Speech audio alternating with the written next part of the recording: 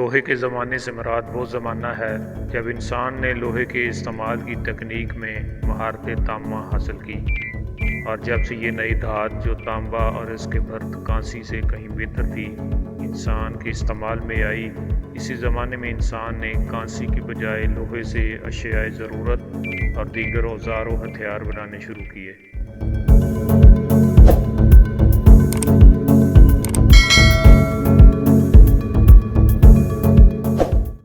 لوہے کا زمانہ علم العصریات کی زمانے کی ترتیب پتھر، کانسی اور لوہے کے زمانے میں آخری زمانہ ہے۔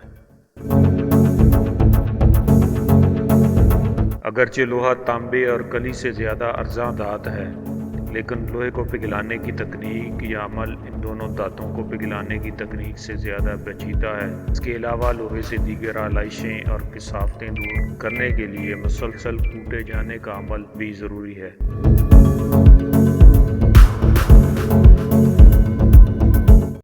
لوہے کو پگھلانے یا ڈالنے کا عمل دنیا میں سب سے پہلے کب اور کہاں وقوع پذیر ہوا، اس پر تاریخ خاموش ہے۔ البتہ تاریخ کا مطالعہ کرنے سے ہمیں پتہ چلتا ہے کہ تقریباً 3000 قبل مسیح میں قبل از بادشاہت کے قدیم مصر اور مشرق وسطیٰ میں لوہا قدر قلیل مقدار میں استعمال ہونے لگا تھا۔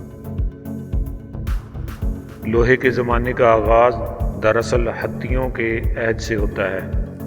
ہتھی ایک تند و تیز آریائی قوم تھی۔ تاریخ کے افق پر یہ قوم تقریباً 2000 قبل مسیح میں نمودار ہوئی۔ اپنے بادشاہ لیبرنس کے جھنڈے کے نیچے متحد ہو کر اس قوم نے پہلے جزیرہ نما اناطولیہ کو فتح کیا، اور پھر یہ مزید کئی سمتوں میں آگے بڑھتے چلے گئے۔ مغرب میں بحیرہ ایجین اور مشرق و جنوب میں یہ قوم شام کے وسیع میدانوں سے آگے تک نکل گئی۔ اپنی ان فتوحات کے باعث جلد ہی اس دور کی ایک ناقابل شکست قوم بن گئی۔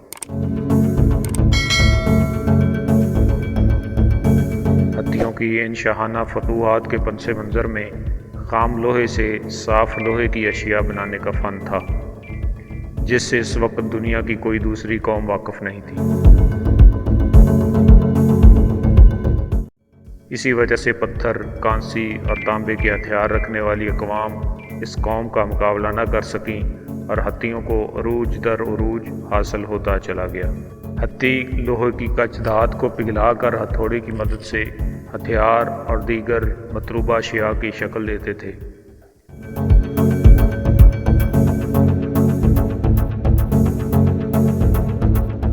اگرچہ ان کا طریقہ کار بھی ابھی خام ہی تھا، لیکن اس طرح ناخالص لوہے سے بننے والی اشیاء بھی کانسی اور تانبے کی اشیاء سے کہیں مضبوط ہوتی تھیں۔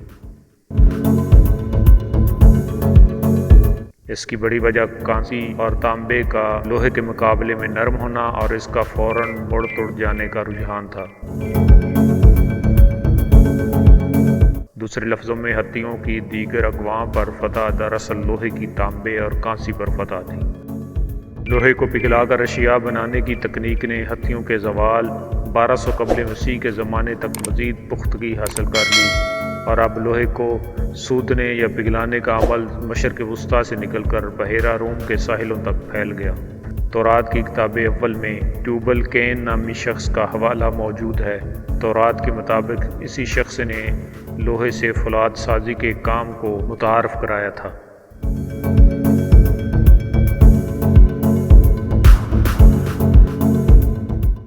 تقریباً 1000 قبل مسیح میں بنی اسرائیل کے پیغمبر اور بادشاہ حضرت داؤد علیہ السلام کے عہد میں لوہے سے اوزار اور جنگی ہتھیار بنائے جاتے تھے۔ اس بات کا ذکر دنیا کی آخری الہامی کتاب قرآن مجید میں موجود ہے کہ حضرت داؤد علیہ السلام کے لیے لوہے سے اشیاء بنانا خود خدا نے آسان کر دیا تھا۔ ہم نے داؤد کے لیے لوہے کو موم کی طرح نرم کر دیا۔ لوہے کی اشیاء سازی میں اسی پیش رفت نے مشرق وسطیٰ میں کانسی کا زمانہ اختتام کو پہنچا دیا۔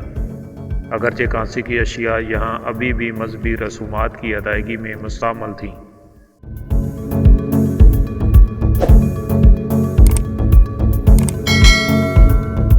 900 قبل مسیح کے بعد لوہے کی اشیاء وسیع پیمانے پر بننے لگیں۔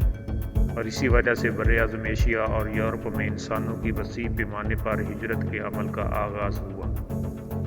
اس ہجرت سے جب بہت سے ایسے افراد جو لوہے کی اشیاء بنانے کا فن جانتے تھے یورپ پہنچے تو یورپ میں بھی لوہے کے زمانے کا آغاز ہوا، مگر یورپ میں لوہے کے زمانے کی ابتدا ہر جگہ الگ الگ زمانے میں ہوئی۔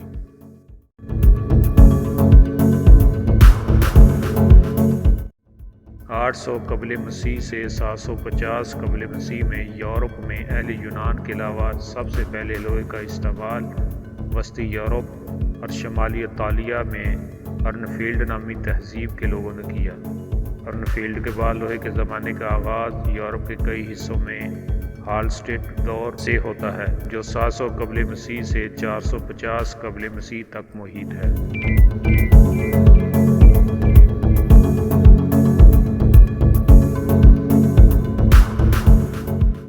500 قبل مسیح کے بعد یورپ میں لوہے کی اشیاء سازی میں جو تکنیک اپنائی گئی وہ بغیر کسی تبدیلی کے ازمنہ وسطیٰ تک جاری رہی۔ 450 قبل مسیح میں کیلٹین نسل لوگوں کی ہجرت سے یورپ میں لوہے کا زمانہ دو ادوار اولین عہد اور عہد متاخرین میں منقسم ہو جاتا ہے۔ قبل از تاریخ کے لوہے کے زمانے کا اولین عہد سلطنت روم کے دریائے ڈینیوب اور الپائن کے دروں تک وسیع ہو جانے پر 15 قبل مسیح میں ختم ہو جاتا ہے۔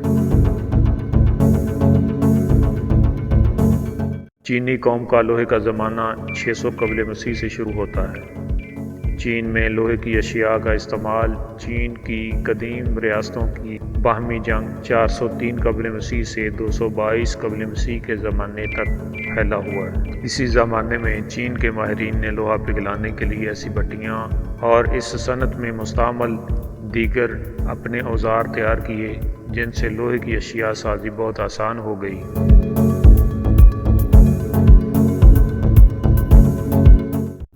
اسی قسم کی اوزار بھٹیاں یورپ میں کہیں جا کر ازمنہ وسطیٰ میں تیار ہو سکیں۔ قرون وسطیٰ کے ابتدائی دور میں عربوں نے بھی لوہے کی ڈھلائی اور اس سے فولاد بنانے کے فن میں بہت زیادہ ترقی کی تھی۔ ان کے شام اور اندلس میں موجود لوہے کی ڈھلائی کے کارخانے دنیا بھر میں مشہور ہو گئے تھے، حتیٰ کہ دمشقی فولاد اور طلع کا نفیس فولاد آج بھی مشہور ہے۔ 15ویں صدی عیسوی میں مغربی یورپ میں دھات کاری کے میدان میں ایک نئے موڑ نے جنم لیا، لیکن اس پر بھی زیادہ اثر مسلمان عربوں ہی کا تھا۔ اس دور میں برطانیہ، جرمنی اور فرانس میں لوہے کی ڈھلائی کے لیے بڑی بڑی بھٹیاں بنائی گئیں جن سے کم خرچ پر زیادہ مقدار میں ڈھلا ہوا لوہا حاصل ہونے لگا۔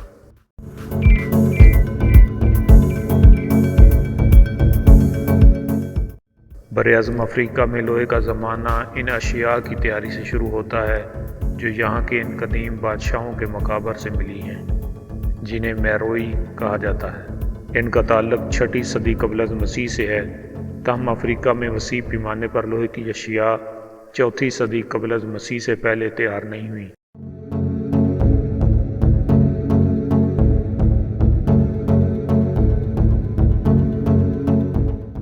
دوسری صدی میں لوہے کی اشیاء سازی کا فن جھیل چاڈ کے علاقے میں پھیلا اور پھر اس کا دائرہ سارے افریقہ تک وسیع ہو گیا۔ نئی دنیا یا براعظم امریکہ میں لوہے کا استعمال یورپی لوگوں کی آمد سے پہلے مفقود تھا۔ یہاں کی قدیم تہذیبوں سے تعلق رکھنے والی اقوام لوہے کی ابتدائی استعمال بھی نہیں جانتی تھی۔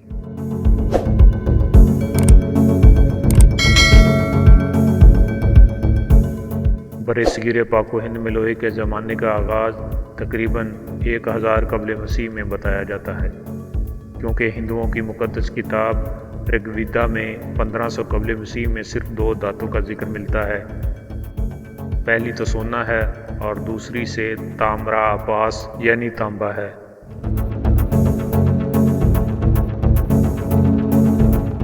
رگ وید کے بعد تصنیف ہونے والی دیگر ویدوں میں ایک تیسری دھات کرشنا آیاس یعنی کالی دھات یعنی لوہے کا ذکر بھی آیا ہے۔ اس کے علاوہ موہنجودڑو اور ہڑپا یا دیگر مقامات سے بھی لوہے کے استعمال کے کوئی اثریاتی ثبوت نہیں ملے۔ اس لیے مورخین کا خیال ہے کہ یہاں لوہا تقریباً 1000 قبل مسیح میں ہی مروج ہوا۔ رگوید ہی کے مطابق آریاؤں کے ایک بڑے دیوتا اندر کے پاس جو فضا کا دیوتا تسلیم کیا جاتا ہے وجر نامی ہتھیار تھا۔ وجر سے مراد عموماً برق لی جاتی ہے، مگر اس ہتھیار کو بعض مورخین نے کلہاڑا یا بسولہ بھی کہا ہے۔ رگوید میں اس ہتھیار کو تیز دھار والا بہت سخت ہتھیار بیان کیا گیا ہے جسے بار بار تیز کرنا پڑتا تھا۔ اسی ہتھیار کی مدد سے آریاؤں نے وادی سندھ کے جنگل صاف کیے تھے۔ بعض مورخین کے خیال کے مطابق یہ ہتھیار لوہے کا بنا ہوا تھا۔ بہرحال اندو مالائی حقائق سے صرف نظر کرتے ہوئے ماہرین نے 1000 قبل مسیح کو برصغیر میں لوہے کے زمانے کا نقطۂ آغاز قرار دیا ہے۔ اسی زمانے میں یہاں لوہے کا حل ایجاد ہوا اور یہاں کھیتی باڑی میں ترقی ہوئی اور ایک قسم کا سبز انقلاب آ گیا۔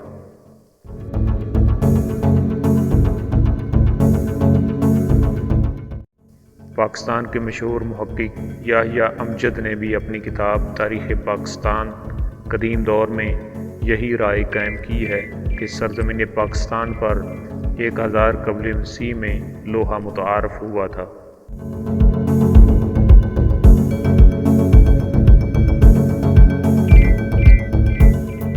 ہندوؤں کی ایک اور کتاب رامائن میں بھی لنکا کے راجا راون کے بھائی کے ہتھیاروں میں لوہے کے گرز کا خاص طور پر ذکر آیا ہے۔ ان تذکروں سے معلوم ہوتا ہے کہ ابتدا میں برصغیر پاک و ہند میں لوہے کے ہتھیاروں کو بڑی نادر چیز سمجھا جاتا تھا۔ اسی وجہ سے ان مذہبی کتابوں اور شجاعت کی داستانوں میں لوہے کا ذکر خاص طور پر کیا گیا ہے۔ رامائن کے اس دور شجاعت سے اندازہ لگایا جا سکتا ہے کہ شری رام چندر جی کا زمانہ 1300 قبل مسیح سے 1000 قبل مسیح تک کے درمیانی عرصہ میں کہیں تھا، جب لوہے کے اوزار اور ہتھیار نادر تحائف میں شمار کیے جاتے تھے۔ بہرحال 1000 قبل مسیح کے بعد لوہے کے اوزار اور ہتھیار معلوم دنیا کے گوشے گوشے میں پھیل گئے اور اپنی افادیت کی وجہ سے کانسی اور پیتل کی اشیاء کی جگہ لینے لگے۔ اس نئی دھات کے استعمال سے انسان کی معاشرتی زندگی میں ایک ایسا انقلاب آ گیا جو آج 21ویں صدی تک انسان کی ہزارہا دوسری دریافتوں اور ترقیوں کے باوجود جاری ہے۔